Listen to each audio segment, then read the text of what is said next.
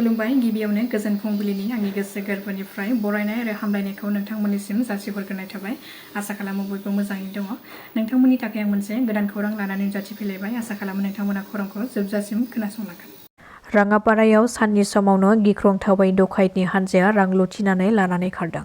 मिथिनो हानाय बादिब्ला राङापारानि 1 नं जगिलिबिलनि अमेन्द्र बर' मुंनि सासे सुबुंखौ बेलासिनि 3:30 रिंगासो समाव साननि समावनो सनितपुरनि राङापारा फरायसालिमानि साखाथियाव न'फारसे फैबाय थानाय समावनो हरखाब लामानि सिगांथिं गंथाम गारिया आवग्रिथेनानै गारि सिंनिफ्राय अमेन्द्र बर'खौ बोना लाबोनानै गाग्लोबनानै जिउ फोजोबनायनि हुमखि होदों आरो बेजों लोगोसेनो गारिनि ग्लासखौबो बुफाय बुसि खालामनानै गारि सिङाव थानाय नोगोद 1 लाख रांखौबो सिख'नानै लानानै थाङो।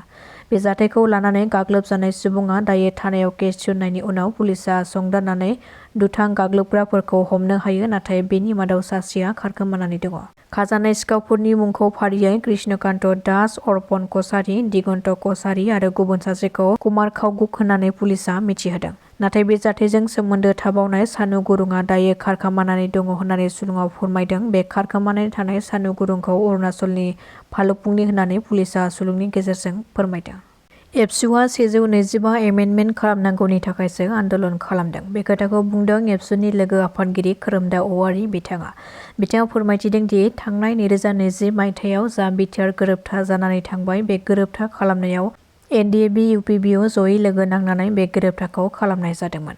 दिनैनि सानाव हाग्रामा महिलारी बिथांमोना सोरखार दैदेनदों आरो बिथांमोनानो गोरोबथा खालामनानै फैनाय बारग' एक्स-एनडिपिआबो राजखान्थियाव बाहागो लानायजों दिनै थांनाय 5 बोसोराव प्रमद बर'नि सोरखारा जालांबाय। नाथाय दानि गोदान सोरखारा बिटिआर गोरोबथानि आद्रा थानाय दफाफोरखौ मावफुंनो नाजानायनिफ्राय एरायनानै थानो नागिरनायखौ जों नुनो मोन्दों।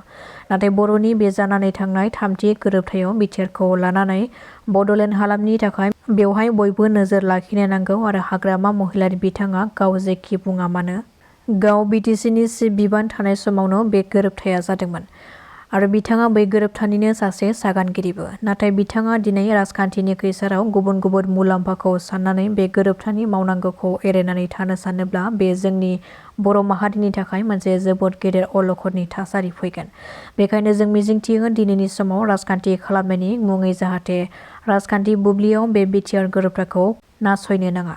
बेखौ लानानै जों भारत सोरखारखौ नारसिनलांगोन आरो आसाम सोरखारखौबो बेफोरखौ मावफुंनांगौनि थाखाय नारसिनलांगोन।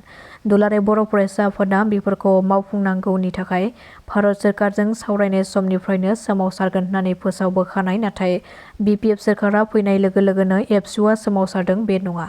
बर' माहारिनि इयुनखौ नोजोर बोनानै जों बेफोर दफाफोरखौ मावफुंनांगौनि थाखाय सोमावसारदों। भेरगावनि जोलुर बादायलायनाय हाबाफारिखौ बेखेवनायाव बाहागो लानायजों लोगोसे बे खोथाखौ बुंथियो एबसुनि लोगो आफादगिरि खोरोमदाव औवारी बिथाङा।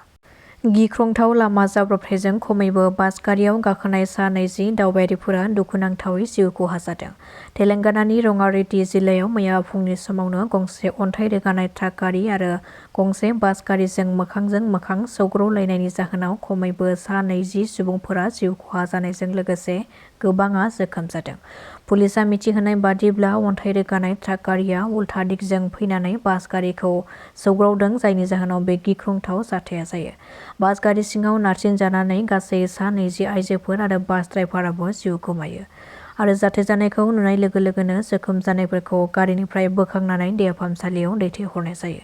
बे जाथायखौ गाहाय मन्थ्रि नरेन्द्र मोदीआ गोथौयै दुखु मोननाय फोरमायनायजों लोगोसे जिउ खहा जानाय नखरनो 2 लाख रां आरो जोखोम जानाय नखरफोरनो 50,000 रां अनसुंथाइ होनो थाखाय फोसावदों। सुलुंनिफ्राय मिथिनो हानाय बादिब्ला रंगारेड्डी जिल्लानि सेफेला पुलिस सिमानि गेजेर खानापुर गेटनि साखाथियाव मैया फुंनि समाव जादों बे गिख्रंथाव आरो दुखुनांथाव जाथाया।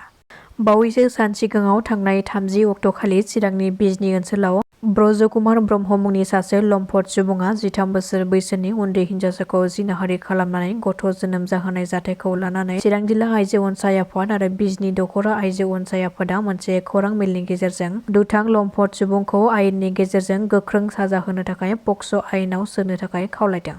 क'क्राझाराव लामा जाब्रबथायजों सानै बिदा-फंबायनि जिउ खहा जादों। कक्राझार बहलपुर लामायाव थानाय सिलाजोनाव मोनसे दुखुनांथाव लामा जाब्रबथायजों सानै बिदा फंबायआ जिउ गोमायो। गंसे मटर साइकेलआ गंसे डाम्पार ट्राकजों मोखांजों मोखां सौग्रावनानै जाब्रबथाय जायो, जायनि जाहोनाव सानै बिदा फंबायआ लोगोनो जायगायावनो जिउ खहा जायो।